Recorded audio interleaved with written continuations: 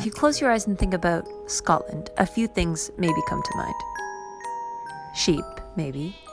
The weather, it rains a lot. And castles. These structures, which were built defensively, are actually rather vulnerable to climate change. The historic environment is part of our DNA. It's who we are. It tells us where we've come from, and it needs to be there for the future. Historical Environment Scotland, a government body of castle caretakers, recently published a report saying that a majority of their sites are at risk from weather changes.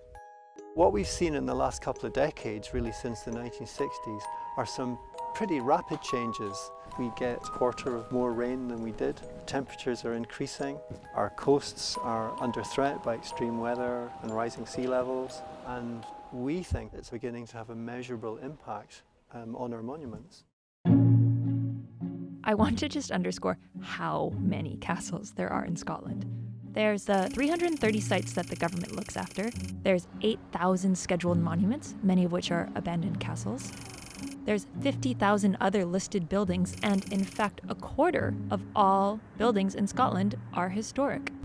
The historic environment in Scotland is not necessarily any older than many other parts of the world, but it is particularly vulnerable. We're in quite an exposed part of the globe, right on the edge of the Atlantic. We get everything that's coming. Like any incoming force, it's a problem for the structures themselves. The castles of Scotland are an internationally important icon of Scottish history. And for the people who live in them. And the fuss is also because people live in castles, and therefore they don't want their houses deteriorating around them.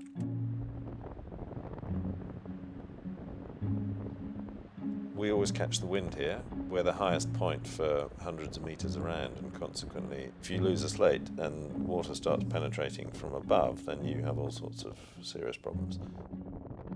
And there's a significant increase in average rainfall in this area.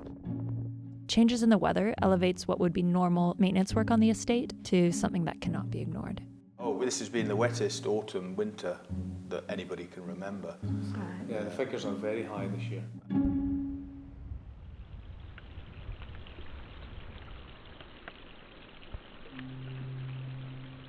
Water is really the engine of decay. Coastal erosion, fluvial flooding from rivers, groundwater flooding, dramatic increases in rainfall, more extreme rainfall events, more wetting and drying, wetting and drying. So the more times that you get a wetting and a drying event, the more decay you have. Cement was thought to be the right solution to these sort of problems because it's hard, it's impermeable, but over time it becomes brittle.